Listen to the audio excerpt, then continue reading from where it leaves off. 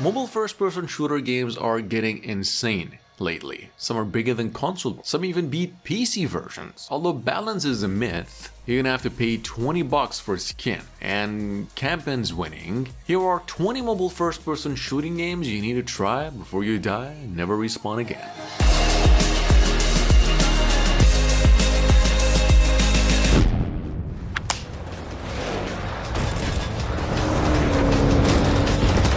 Delta Force Mobile looks like and plays like someone actually crammed Battlefield, Tarkov Lite, and also a military blockbuster in your phone and said, good luck. 50-player PvP warfare, vehicle explodes beautifully, and operations mode give you that sweet extraction anxiety without being brutally punishing. The game runs surprisingly well.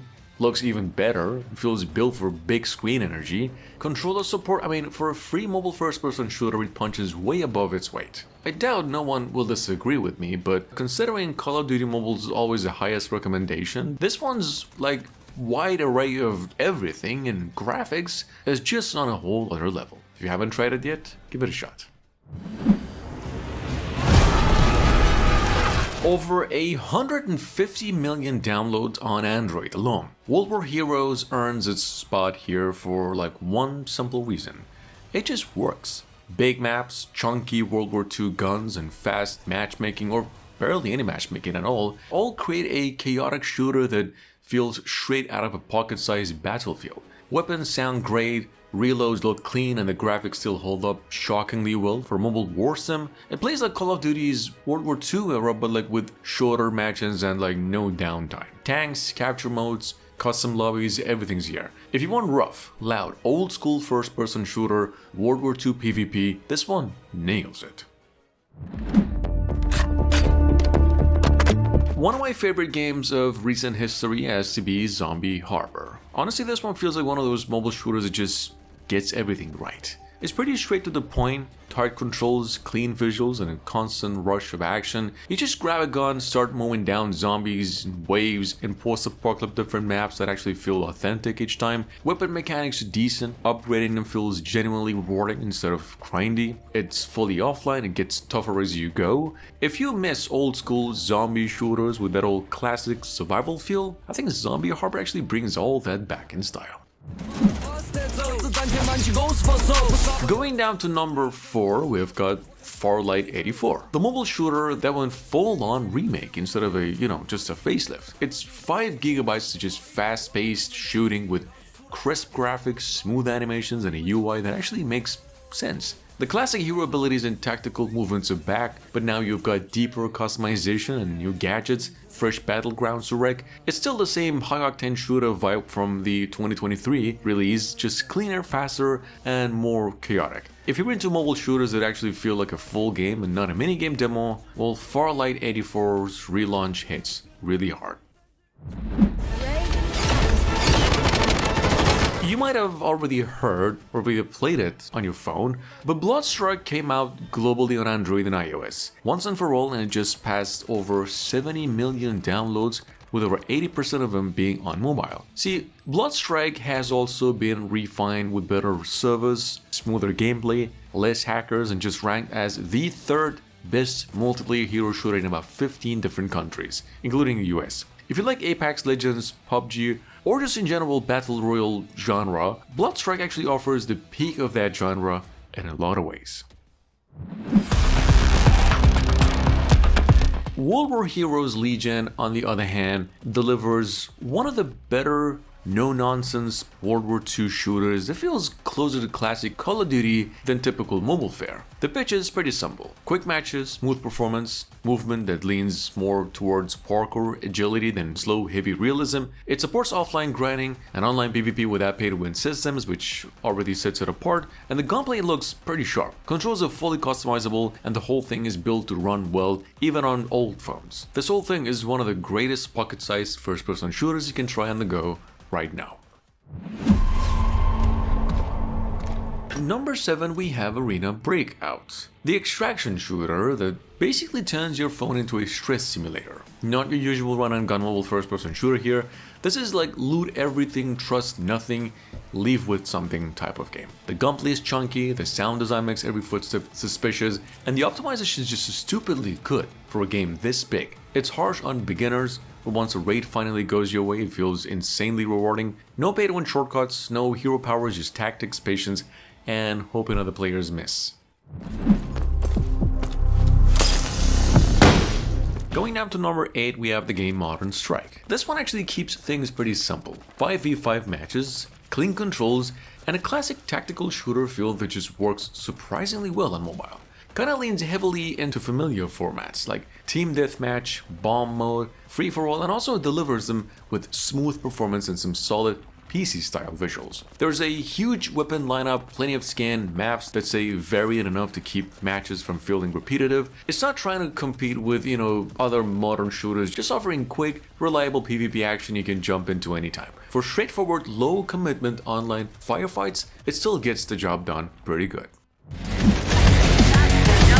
Number 9, we have the game Matrix Fire, and the first mobile first-person metaverse-based shooter. Not just that, the first game in the Matrix platform. This is a cyberpunk 5v5 shooter like Rainbow Six Siege, but in combat you win NFTs in digital art that is basically endgame items. They can be traded, even made, for sale, no hero abilities, no stat boosts, just raw recoil control, smart peaks, and some classic bomb defusal pressure. The gunplay actually feels closer to Siege or CS than mobile's usual arcade stuff.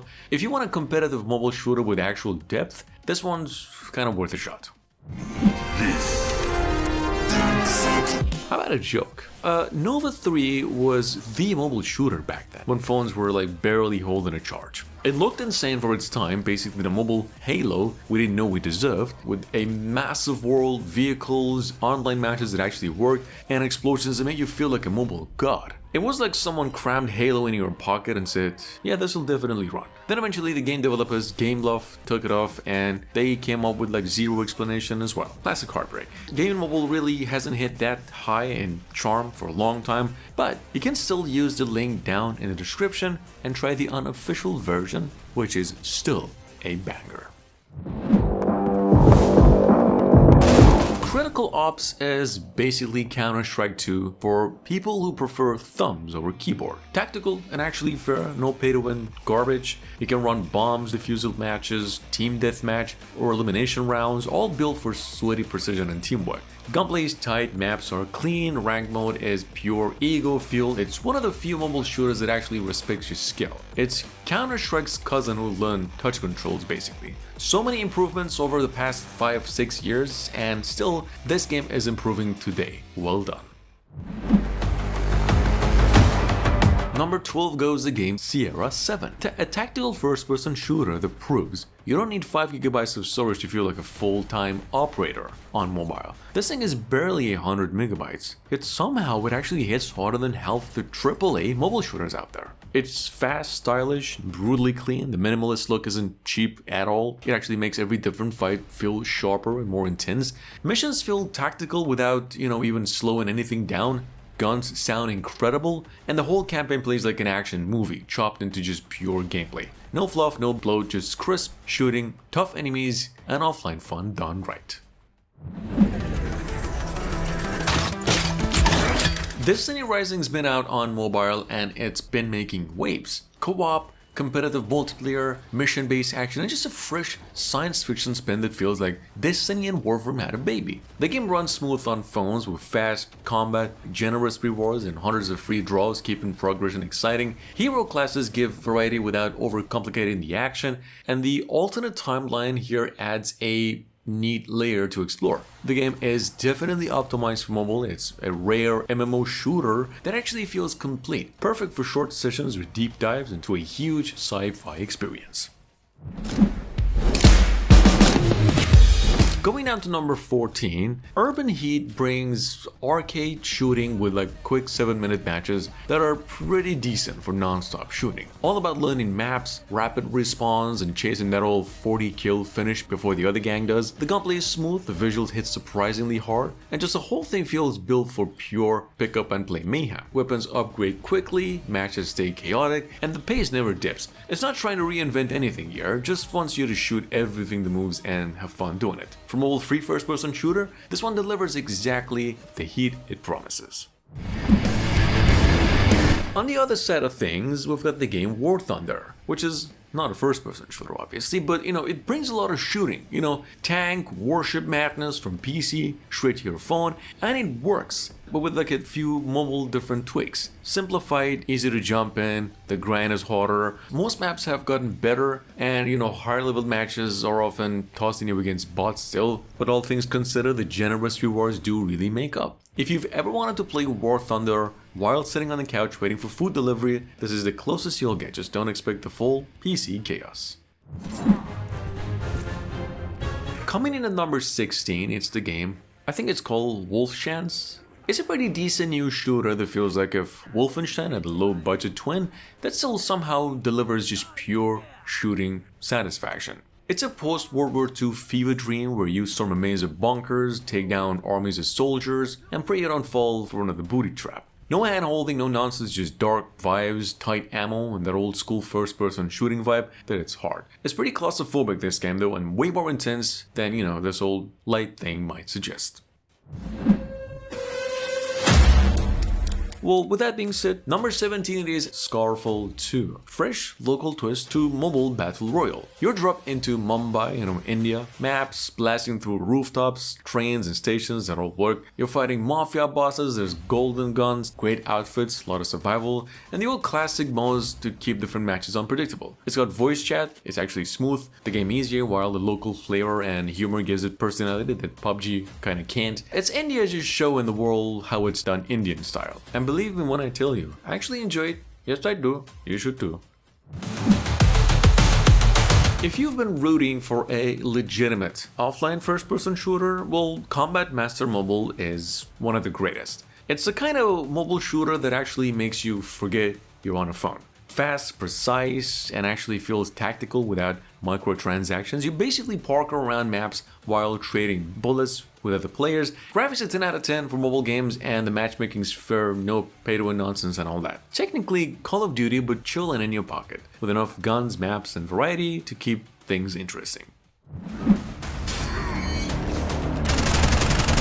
Bright Memory Infinite, we don't know why it's in the list, but it is. But we needed a premium game here, so this thing has been out for a while and it's kind of worth checking out. It's actually got a demo for you to try. Played it on Android and it's everything you want from a realistic shooter. The graphics are seriously impressive for a mobile game, way better than you expect on a phone, and the gameplay is just non-stop action. Plus, the price tag at around $5 is a steal for the quality that you get, although it's a pretty short game. The remastered edition has clearly taken the feedback from the previous releases into account. It's smoother, more refined, and received overwhelming praise as well. Going down to number 20, it is Same Room, Same Day, and trust me, it's something different with this game. First glance, you might think, dude, it's another horror first-person shooter, whatnot, but this game has some serious Doom vibes mixed with, psychological horror, and if you've been looking for a solid first-person shooter that actually delivers that way, this one's worth checking out. You step into the mind of Rosaline, kind of a mind trip, where she is just battling her fears in like fast and these brutal combats. And when I say brutal, I mean just gore, horror, and relentless all wrapped into one dark package. It's offline, about 500 megabytes in size. Give it a go. And last but not least, I'd like to mention that Gunfight King has, carved itself out as one of the better games released recently. Kind of no hype needed with this one. Like, imagine Counter-Strike Crash on your phone with a decent graphics engine and a control that don't make you rage quit. You've got 5v5 bomb defusal free-for-alls and enough weapons to make a small armory jealous. Offline mode means you can practice your own without anyone yelling at you. Maps are varied enough to keep things interesting, and the ranking system actually feels earned. Simple, tactical, and mobile friendly. Finally, a shooter that respects your thumbs as well. Thanks for watching. I'm hoping you enjoyed. Otherwise, I won't see you again tomorrow.